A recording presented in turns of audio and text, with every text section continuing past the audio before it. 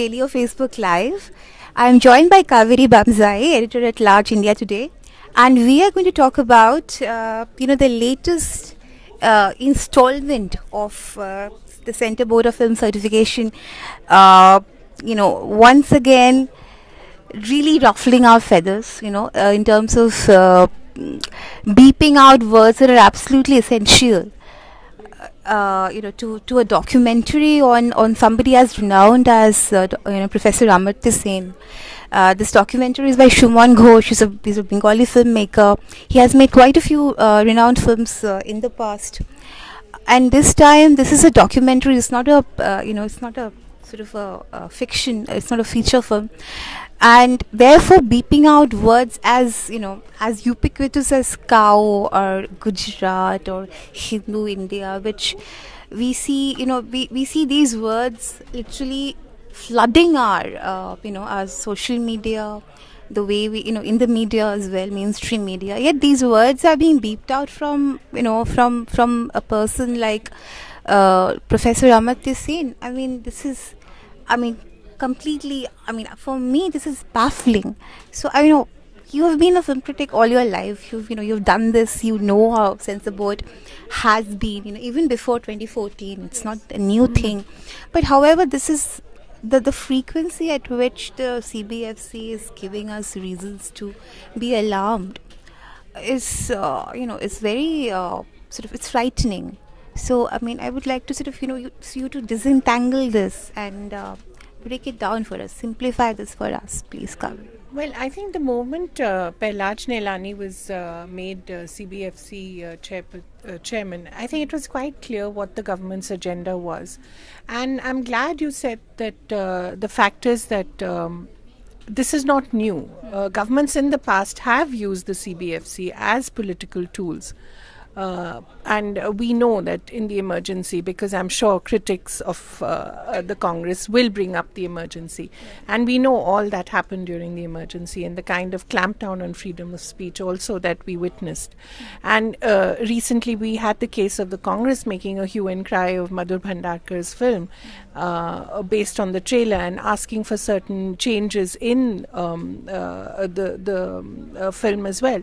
But I think the point is that the minute you have a group of people who's given the power to arbitrarily decide what people should watch or not watch, what people should hear and not hear, the minute you do that, you are actually playing into this whole setup of the nanny state, that you believe your citizens are not capable of taking their own decisions, of going to a hall and deciding for themselves, okay, this is fiction and this is reality, or this is a documentary and this is what is happening in India, and I need to be aware of that. I think the minute you give this power to a group of people, you will have this kind of arbitrariness. And I think that is the fundamental question. We have this group of people because there's a complete breakdown in rules and regulations. Why does the same CBFC, when it is in Britain, because we've borrowed the system from Britain, the the British Film Board of Certification, why does it work there? It works there because there are absolute criteria for you deciding that this is something that's that can be watched by children. This is something that can be watched by those over 18. This is something that can be watched by those over 18 but restricted, because rules are enforced. In India, as you see with lynchings, the problem is that we have laws, we have rules, but they are not enforced. So when you have a complete breakdown in rules, in regulations and law and order, and you hand this power to a group of people that have a political agenda, it's quite clear. Prahlad Neelani is in no way capable of deciding what a majority of Indians should watch. But he has that power because he enjoys the confidence of this government. And I know that the INB ministry will tell us, no, this is an autonomous body. And of course, we don't decide what they do. This is entirely Mr. Neelani's call. But who has placed Mr. Neelani there? And why should he have the power? So that is the issue. I think the issue is that we have certification.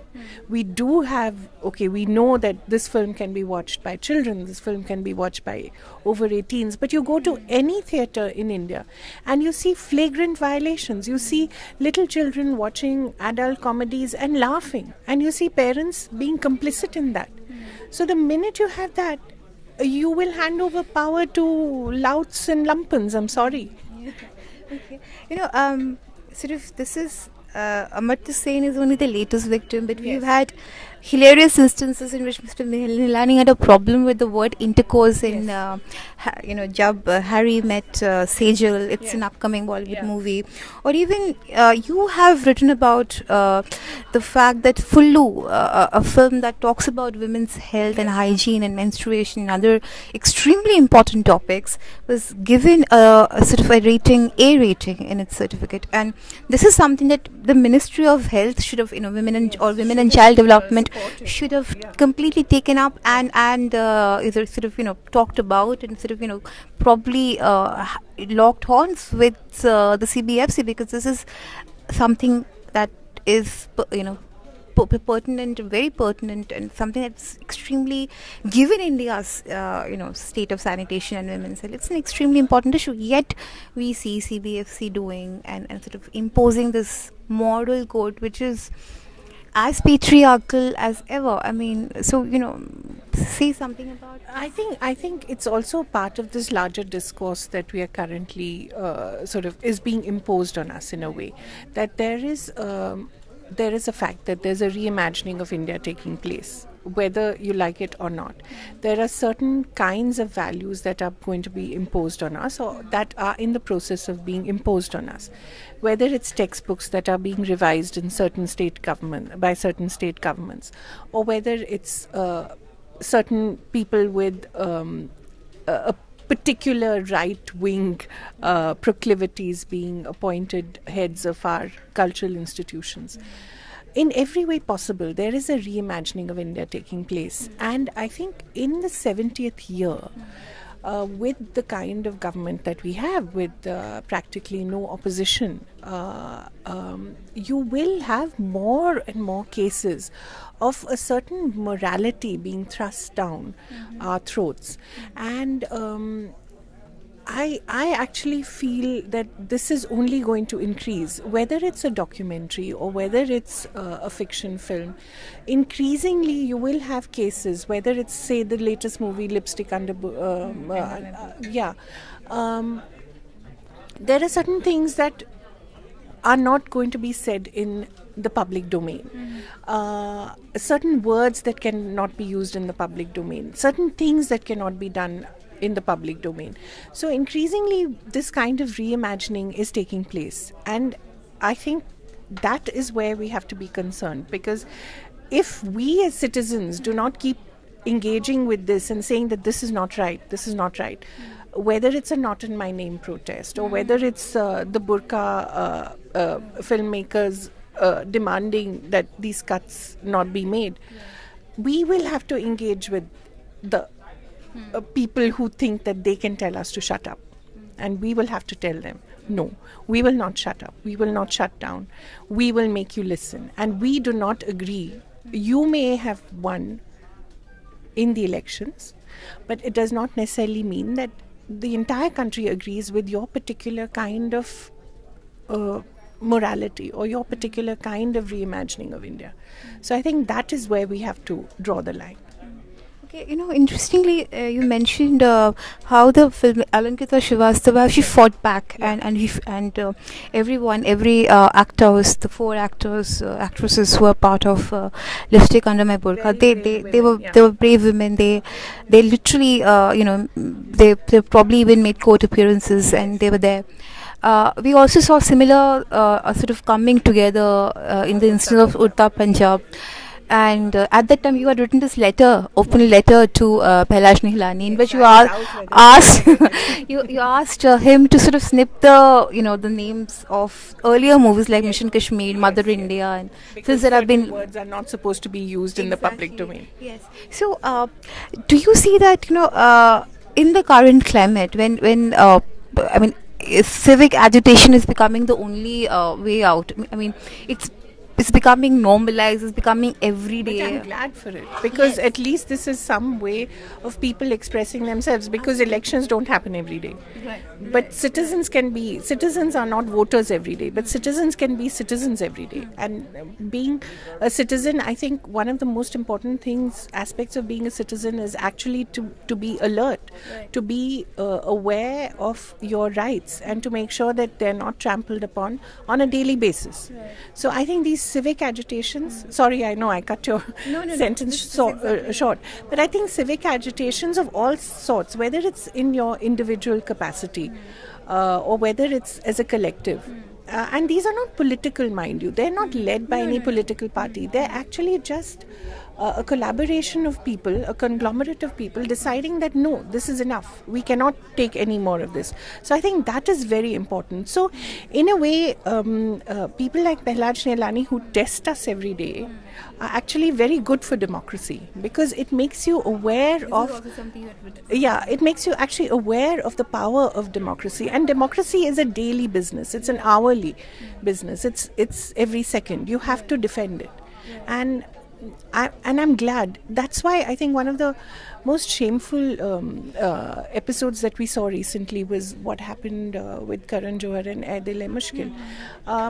Such a powerful filmmaker, and had to literally just surrender to the government, to the powers that be, because he felt that his film would not have got the audience that he needed it to, because of the budget or because of the stars. But if people like him, who are leaders of society, who are leaders of freedom of speech, surrender so blatantly and in such a shameful manner, I think that is something that is quite disheartening. And when you see small filmmakers like an Alankrita Srivastav, you could say that she has nothing to lose, but she had nothing to gain either by protesting, but she fought for it. And you see, I was so happy when something like Utta Punjab happened again, because you had 90 cuts, and then they agreed to that one cut, which was also quite ridiculous, by the way, because that really that continuity of that scene looks so ridiculous. But that's a rare occasion. So when you have Bollywood, which is, I think, one of the most powerful cultural forces, not just in India but globally, deciding to abdicate its power and saying that no, we cannot do this, because we have stars, and we have big budgets, and we have huge promotional expenses, and we have a huge rollout plan, and we cannot take on the government. Then I think it's disappointing. But it's all right.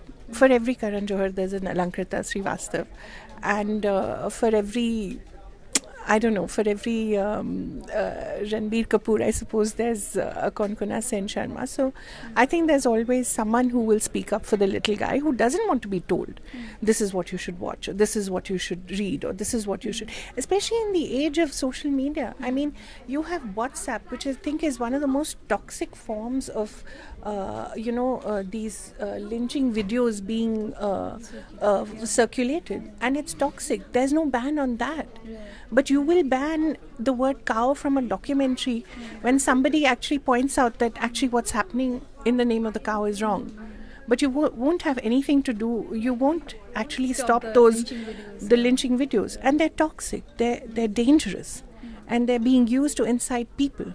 But you will not stop that, because you have no authority there. And thank God for that. In some ways. Not in this case, but in other ways, at least, if WhatsApp is a way for people to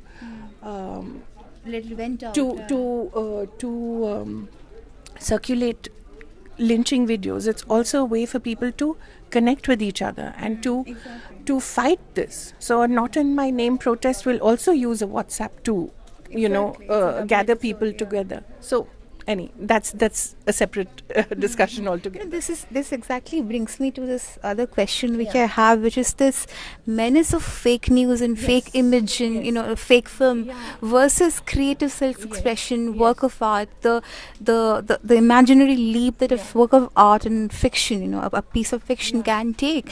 And there is this a breakdown of nuance, if I can say it that way. I mean, there is no, increasingly what I see and what even you have probably observed is that people are unable to distinguish between a work of art, a piece of fiction, and something that is, that is sort of projected as news, reality. And this meltdown is not just via social media. Some parts, I won't name, parts of mainstream media is also responsible towards circulating and projecting this, this blurring of between reality and what is sort of creative expression. And this is quite of kind of, I think, this detrimental to filmmaking and anything, a writerly kind of freedom. It's sort of toxic for freedom of expression, while it is giving sort of a kind of a big giving them a platform, people who want to spread fake news, a platform to harp on freedom of expression and piggy ride it and talk about and sort of spread fake news. So this is a dilemma, I think, and you are the best person to sort of comment on this, because you've dealt with films for so long. I'm not sure whether I'm the best person, but I can definitely tell you, I think what happens is when television news itself becomes entertainment, and we've seen that. Right. News increasingly, especially in certain quarters, is descending into a circus. And it's really for entertainment, and which is why you have television rating points to also measure the popularity of news channels, which is the same measure that you use to assess the popularity of soap operas. So really, what's the difference? They also come at the same time. They also have people screaming at you.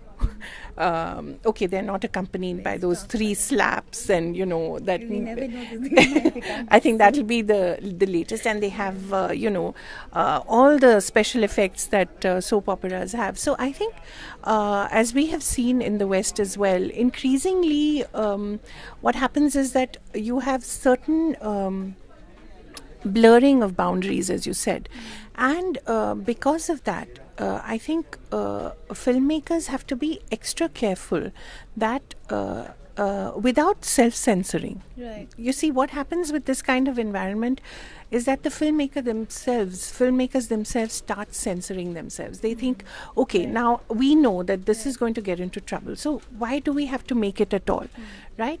So I think in that environment, we need to give filmmakers that support. And I think we can only do that by saying no to the Behlaj Nilanis of the world, and supporting films like Lipstick, supporting films like Urta, and saying that wherever people have stood for freedom of expression, wherever they have said, no, this is just a film, it does not mean that it's part of some grand design to help a particular party win a particular election. It's just a work of art. I think we need to step up and say, this is something that we will not tolerate, that we will go and watch these movies, we will go and watch this documentary, we will go and buy as many books of Amartya Sen as possible. For instance, when the Dinanath Batras of the world tell us that we cannot read Wendy Doniger, why? We will go out and make sure that we buy all the pirated copies of Wendy Doniger. And what is the point of his diktat in any case? You can buy a Wendy Doniger anywhere. You can buy it, and the biggest tribute to a writer is when his or her books are actually pirated, as Chetan Bhagat knows. So we will make sure that we buy these books. We will make sure that we buy. So I think there's always a self-correcting mechanism in society, but we have to be alert. So that's why we have to talk about it, we have to discuss it, we have to shout about it, we have to get angry about it. We should. I disagree with people who say that no, it happens in every society. No. Because when you allow X to happen, YZ will also happen, right? So just a little bit, if you say, okay, this is just a lynching, it happened in Ballabgarh, it's a localized issue, let it be. No, then Jharkhand will happen. Things will happen. You have to raise your voice. Sorry to sound so militant, but you have to do it. Absolutely. Okay, this is, I'll sort of come to my last question, because, this is more of a sort of a summing up as well as sort of the way forward. I mean, in terms of, while you said that we must agitate and we must organize, and there is also, in terms of with the government, and this is becoming a big government kind of a thing, sort of it puts obstructions on our way in every possible manner. We have, intellectuals like Amartya Sen who are rebuked, literally, they're trolled online, and they are made to face, literally made to feel irrelevant. And there are other forms of violence, like M.M. Kalburki and Govind Pansare were murdered. Narendra Dhabholkar was murdered.